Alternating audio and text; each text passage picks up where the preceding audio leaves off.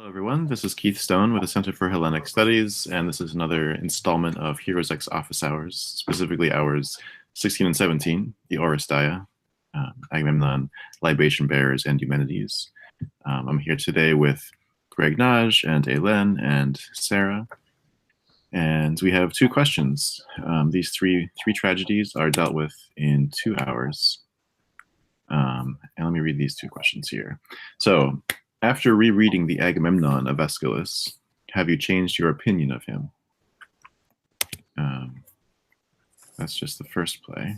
And then, dealing with the whole trilogy, do you think that Athena had really solved the ills of vendetta when she made it possible, in terms of the myth narrated in the Eumenides of Aeschylus, for the Athenians to initiate the legal system of trial by jury?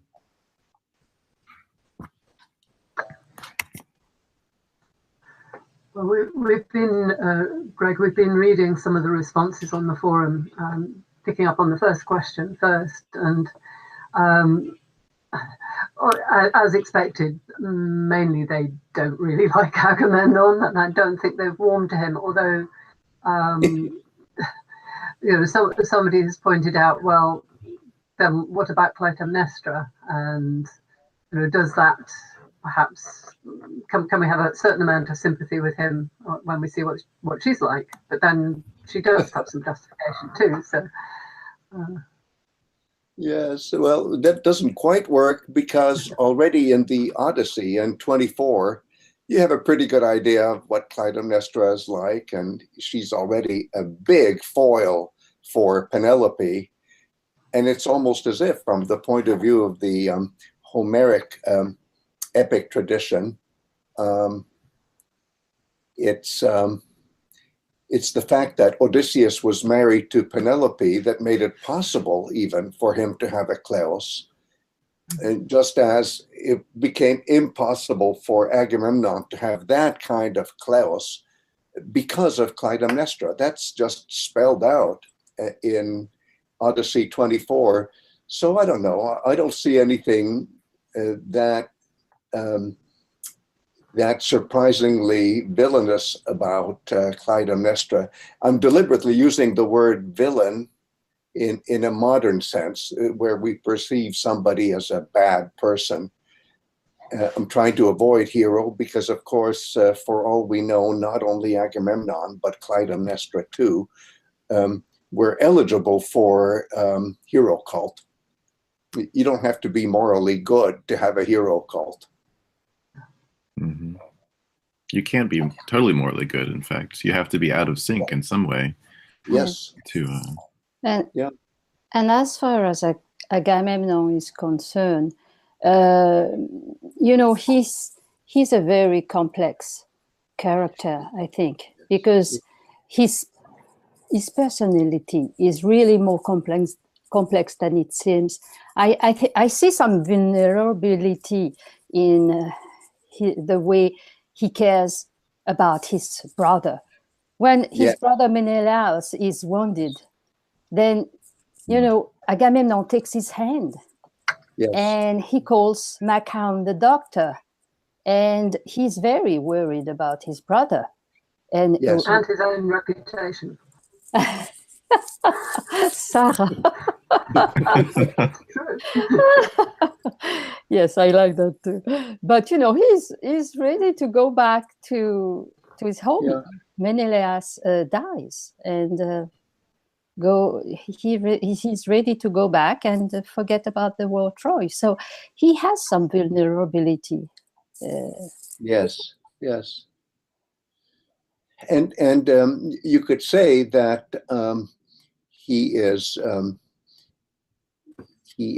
definitely grief-stricken at the idea of killing his own daughter, so he doesn't do it in an enthusiastic way. He's very unenthusiastic about it, but he does it anyway. And you can't really say that that's the worst thing he does, because there's so many other myths where a daughter willingly gives up her life, usually being sacrificed by the father in some kind of priestly role. And it's not that you really blame the father in situations like that. It's the dysfunctionality of the myth that leads to such horrible actions.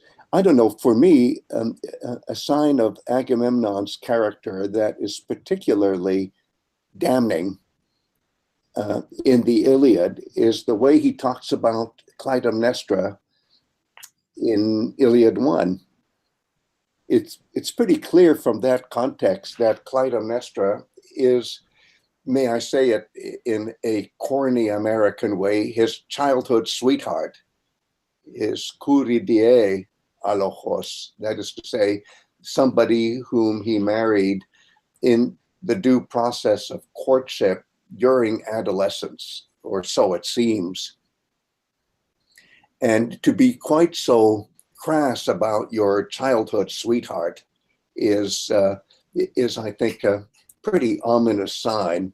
This is where he says that he prefers probebula Chryseis, and it's clear because of her sexual novelty to the wife back home, Clytemnestra, who is the childhood sweetheart. I don't know. That to me is already a very nasty sign about Agamemnon already in the Iliad. So I expect him to be nasty in Aeschylus's Agamemnon. And I think Aeschylus is pretty good at being fairly true to the form of the Iliad and the content of the Iliad. I don't really see any place where the Aeschylean vision of Agamemnon, or of Menelaus for that matter, is all that radically different from what we already see in the Iliad and the Odyssey. Yeah, I agree. He's the same. He brings Cassandra. Yes. Oh my God. Cassandra. Yes. So, you know. Yes, the trophy. Yes, the trophy. Yeah. So bringing Cassandra is really terrible for Clytemnestra. So he doesn't change. He's the same. Yeah. And maybe we should bring in the red robe, which some people unfortunately interpret to be a red carpet, as if Clytemnestra were giving Agamemnon what we say in American colloquial English as roll out the red carpet for somebody. And as I try to argue in the book version of Ancient Greek Hero in 24 Hours, and this is not a carpet to step on. This is a very expensive robe, and if you step on it, you ruin the fabric, you ruin the dyeing, you ruin all the artistry and all the labor by big people and little people alike that went into the making of this splendid robe. Oh, it's okay. Just trample on it. There's lots more murex dye that can be harvested from the sea. The sea is inexhaustible in the wealth that it gives humans to exploit, and so on and so on and so on. It's ecologically very immoral, and I think it was meant that way in the drama as put together by Aeschylus. Agamemnon in the Iliad also shows an inability to dispose of resources in a socially acceptable manner. He's always withholding gifts or giving gifts at the wrong time. Yes. So I'm so glad. Here too, he doesn't know what to do with.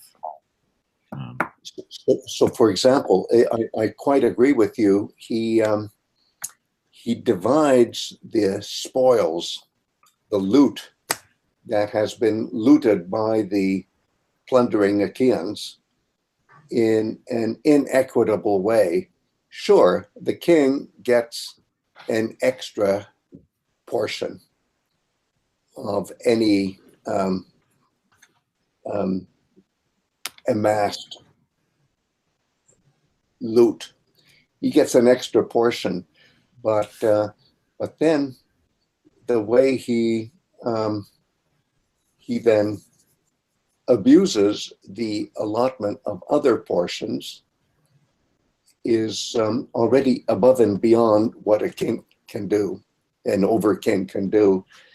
And sure, we're morally offended by the treatment of Chryseis and Briseis as portions allotted to various victorious warriors, as if they were part of the spoils, the plunder, the loot that had been amassed by the Achaeans. By the way, most of which was actually the result of gains achieved by Achilles himself, sometimes single-handedly.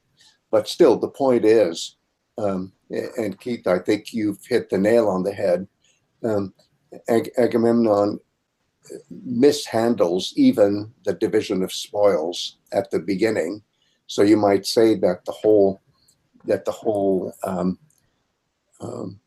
quarrel between Achilles and Agamemnon is already unfair and has been skewed by Agamemnon.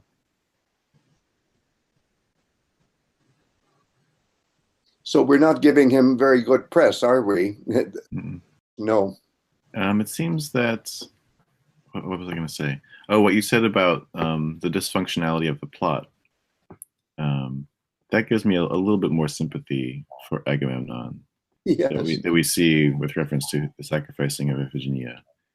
Yes. With Oedipus, I mean, he's morally incorrect, let's say, but I feel sympathy for him because it's very clear how he's stuck between a rock and a hard place. Yes, but and there's, with what you said now too, I'm thinking, oh yeah, Agamemnon, he had two really bad choices, and he chose one of them. Yes, he did, and we think it's the worst one. There's even a reference. It's a fleeting reference, but it's a reference nonetheless to how Iphigenia was daddy's girl, so to speak. How when dad is entertaining his fellow warriors in a banqueting hall, little Iphigenia comes and sings and dances for the assembled guests, and how she seems to be the apple of his eye. So she does, I would think, love Iphigenia, but the needs of the moment supersede that love, certainly. Yes, but his two other children, they love him too. Yeah, they love him too. And when you think of it, Freud even named the Electra complex after one of Agamemnon's daughters. By the way, just a footnote, isn't it interesting that in the Iliad, Iphigenia is not called Iphigenia, but by way of another name, which is, may I say it this way, less Athenian, more acceptable to a wider circle of communities that have myths and rituals about this girl who gave up her life for the community willingly by being sacrificed at the hands of the overking, who happens to be, and I guess must be, her father. So it's interesting that there is a kind of cautiousness about how Iphigenia is handled. I'm thinking of the moment when Agamemnon oh so generously says, well, Achilles, part of my buying you off would be an offer that I'll let you marry any one of my 3 daughters. And then he names 3 daughters. And Electra isn't there, which is weird. And Iphigenia is not called Iphigenia but by a slightly different name. And I used to think, being the father of a daughter, that's really saying something. I would have a hard time bargaining away my daughter as a bargaining chip in a marriage of convenience.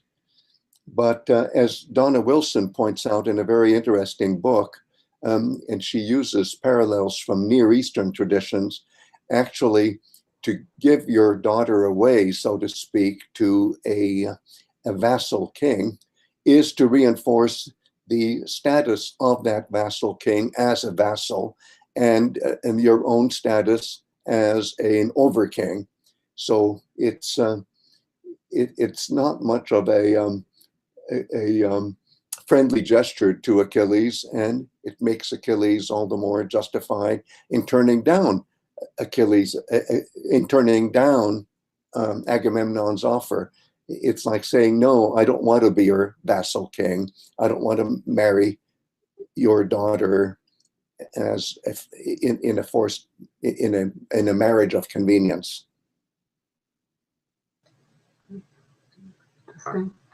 A number of our participants are using the word hubris to describe the actions of Agamemnon. And I was just looking back again at hour 12, where you were discussing metaphors for decay and hubris, yes. Which perhaps is a good way of then segueing into the idea of trial. Yes. But I like these plant metaphors. That I found them very, very helpful when I was thinking about that opposite of justice. And yes. So I wonder to what extent that sort of overshooting himself, overreaching himself, when we were talking about the extravagance, yes. of stepping on the, yes. the woven, yes. that could apply to yes. Agamemnon. Yes, yes. Well, certainly, certainly there are so many things in his behavior that could be described as hubris. I can't honestly remember any case where that word is applied to him directly, but that just might be a lapse of memory on my part. But I take the point. It's a good point. In that discussion on hubris on the forum, there's, I guess, the question of whether you need hubris to be great, to get things done or something like that, as I recall from reading it. In other words, does it have to be kind of a larger than life outrage as opposed to something petty? Yeah, I think. Yeah. And then does that have any lessons for the modern world? And I'm thinking of something that you often say, Greg, which is that in the Athenian system, at least, the formula is there's dysfunction and myth, but the heroes aren't models for our behavior. No, we're supposed to be ritually correct. Yes, yes. Not larger than life, perhaps.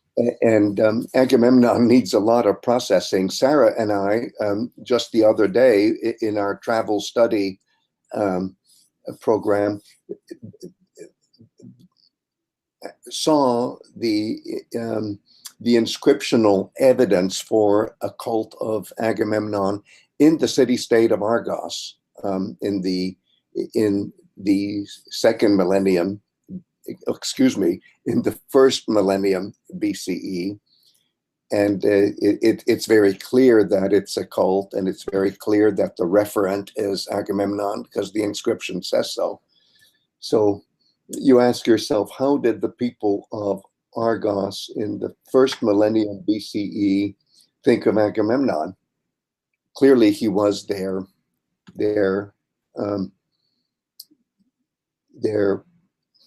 I would dare say number one cult hero. I'm speaking of the people of Argos, and how can we imagine rituals that, shall we say, are designed to purify the retelling of the story of Agamemnon? I just don't know.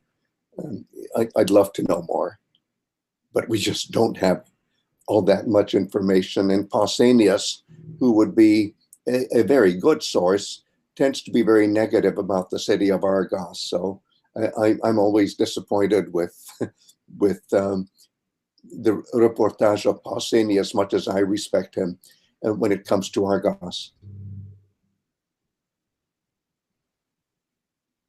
Is there a nice photograph of that inscription that you mentioned? Did anyone on the trip perhaps yes, take one? I think that Marina took a pretty good one, and maybe Sarah, you and I can ask her to share that photo with this wonderful group. So I'd love to see that. Okay, we'll look into that. Mm-hmm.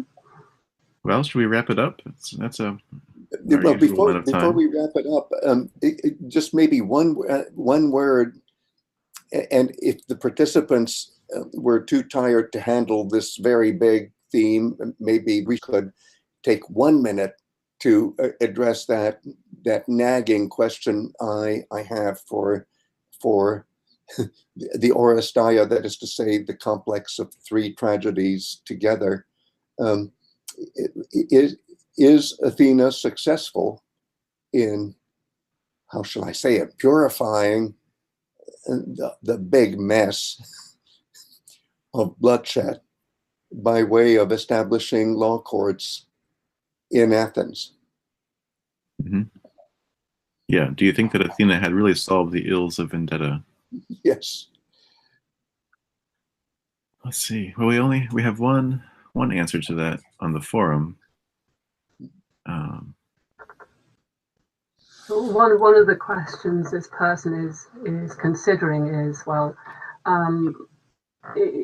sometimes maybe old ways, die hard, and even if there is a system established, would Yes. everybody have accepted it, either historically or even in terms of myth and ritual? Would that have been accepted initially? Would have taken some time. Yes, and I like that tone of understanding that not all judgments in a court of law will please everybody. So I guess it's a question. Why don't we leave it at this, of whether we should use a word that's more precise than solve. It's certainly a system that. Trial by jury. It's a system that that gets rid of the ills, but can we say that it solves the ills?